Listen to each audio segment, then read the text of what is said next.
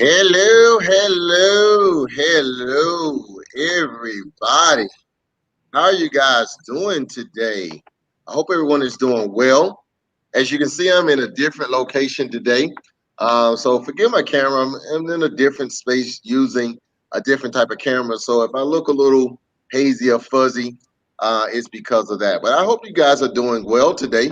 I want you to go ahead and you know what to do. Like this, share this, let everybody know that story time is about to begin. I have a special treat for you today. As I said on last week, we're going to spend the next 2 weeks doing something a little different. So we want to bring on artist, author rather, for today's story time. And so someone's going to come and kind of share their story and read our story to us on today. And remember, this is Authors Week this week, and then next week is going to be Pastors A giveaway. And so we're going to go out in a bang with story time. So allow me to bring on our author for today. Her name is Miss Susan Johnson. Say hello to everybody. Hi, everybody. So go ahead and again like this, share this. If you guys are friends with Susan, if she's on her page, you feel free to like this, share this, comment about everything. We're going to talk more about her books and how you can get them. But she's going to share today's story time. So welcome to Story Time with Pastor A. Before we start reading, tell us a little bit about yourself before you begin reading it for us today. All right. I have been self-publishing for over 10 years. I am a children's elementary librarian. I love books, technology, reading, writing, all of that. And I do believe in kids doing a lot of hands-on illustration, drawing their own things, creating, crafting, anything that I feel brings out a creative or inspire people to be creative. So that's what I love to do. And of course, kids. So right now I've been writing children's books. I have 13. And my goal is just to write at least 2 or 3 books a year and continue to share my ideas and everything with the kids. Wow. Well, let's get started. Let's get started. What is today's story today? All right. Today's story is, make sure there's no glare, Chloe counting Florida by twos. And I picked it because we're in Florida. I figured we might as well highlight our state and all the wonderful things that are available to kids and families here. All right. And it is a skip counting book. You can see Chloe's character really just is a character that I came up with in my head. She reminded me of a lot of the little girls I've known at school and with my family and friends. So I decided to do her. And as well, I have a little character doll that I like to share when I'm reading. So let's begin with Chloe counting Florida by twos. And there's always a title page.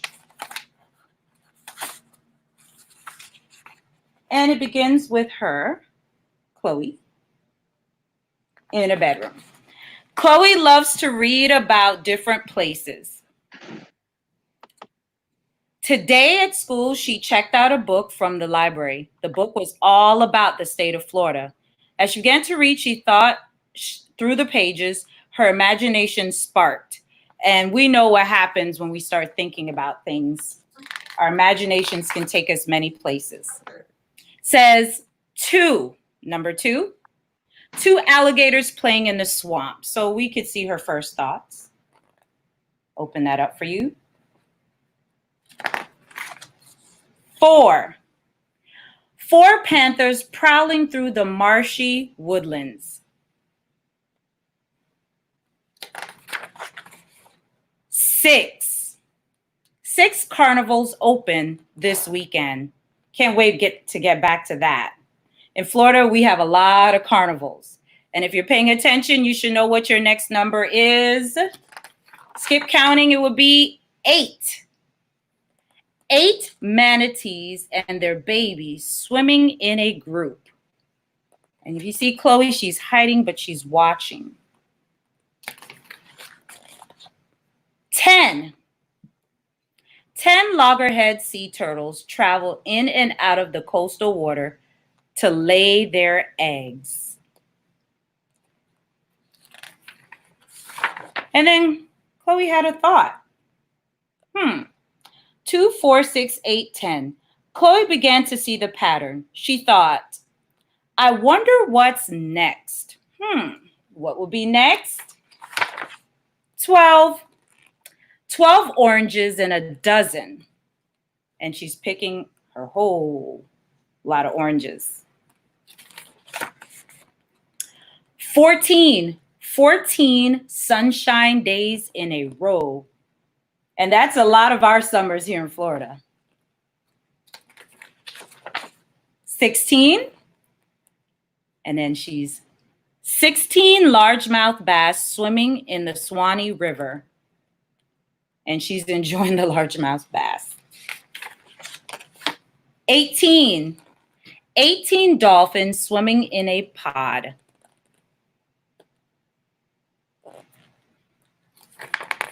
And 20. 20 palm trees lining the over 660 miles of our Florida beaches. It says, after Chloe closed the book, she realized that she wanted to read it several more times. Then she had a thought. I wonder what adventures I can find in Jamaica. Chloe couldn't wait to check out her next book from the library. And we can guess what my next story is about. And it is Chloe counting Jamaica. It's a different skip counting number. And then I have some Florida facts about the flag and other information in the back. And also a few of my other books. And that's it. Wow, incredible. Tell us a little bit about, you said you are author of how many books? 14 books? 13. 13. I am working on 2 right now. So we'll see what happens this summer. They come out summer or fall. So talk about how, what's the process of writing a book? How difficult is it? A lot of people has been spending time at home, a lot of creative people out there. Talk about the journey of writing for adults as well as young people and the joy that you've experienced from it. Well, I do like to just share all the things that inspire me. Nature inspire me, going out and doing things. That's why Chloe is exploring the state and highlighting all the things that I think kids should be doing and having fun. In addition to, it being a reading book, I like math. So I incorporate the skip counting. For me, I am a person that needs to physically write everything out first by hand, and then I type it. And for me, that allows me to, when I write it the first time, it's just all my ideas coming in at one time. And then when I sit down to type it up, that allows me to kind of get rid of things that I may not work or add things that I didn't see at the beginning. So that starts my process. And I am self-published, so I kind of gather people around me to help me put it together. And the person that works with me is Selena. She lives in another state, but we communicate online.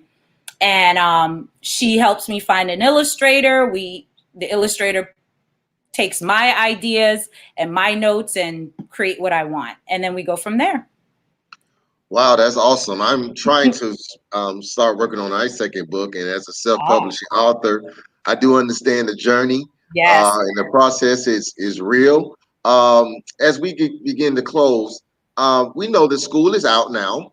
Yes. And a lot of libraries are closed, and some that will reopen may not necessarily be able to function as they functioned in the past. What are some of the things that parents can do to keep the children engaged in the area of reading?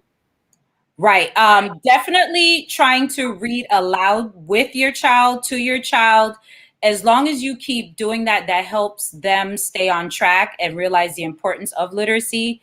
Because if they're not reading, it's going to affect everything else. It's going to affect the writing, the math, the science, the social studies. And find out what your child likes. Read what they like. If it's a magazine about cars, have them read the magazine about cars. Have them read it to you. So that way you can hear what they're saying, and if they're doing it correctly without it being so much of a job. If it's something they love, do it. And nowadays you have, this type of platform. If you're not a great reader or your time is limited, have them watch read alouds instead of just the plain video. Have them watch someone else reading, so that way they can see and hear how someone should read a story, how it should sound. Yeah, so Wow, that would that's help. that's that's wonderful advice. Yeah. Tell us again. Tell us. Somebody said no. One more book. No, we got to close today. She may be back tomorrow. But tell us about the rest of your books. We know today's was Chloe County, Florida by twos, but give us the titles of the rest of your books, and maybe we'll put those on the messaging, and tell us where you can get these books. Okay, they're all available on Amazon. If you find one, then it'll link you to the others. But I do have several others. A series with Aiden, he plays basketball and soccer. I have a poetry book. Chloe also is not featured here, but I have the Chloe Counting Jamaica by Threes, and the military family book, the Sophie series, where she plays softball and does dance. And I also have a fractured fairy tale based on Little Red Riding Hood. It's called Little Red and the Crocodile. And it's just very, different from what we know, but, you know, relatable to our kids. Yeah. Wow. Well, we were blessed to have you today, Ms. Johnson. We have uniqueness. All the authors, I was sitting here thinking about this. I had my cousin on a few weeks ago. She read to our summer camp one year, and she's from out of town. Miss Donna Johnson, someone you know dearly, Yes. also author. She's taught, she's a member of our church, and you've also taught and read to our kids at Camp Zion. So we've always believed in making sure that we highlight great authors and expose them to our young people. So it's been a beauty having you today.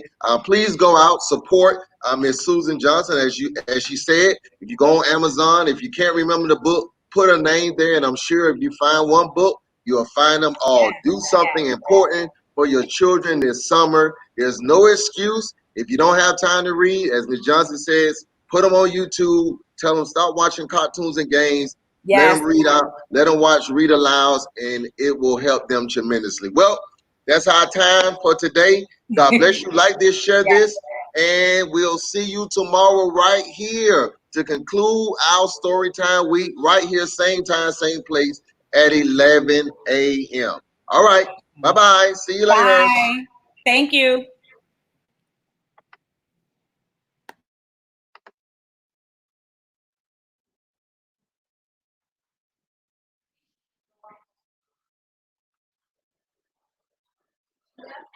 She's gone.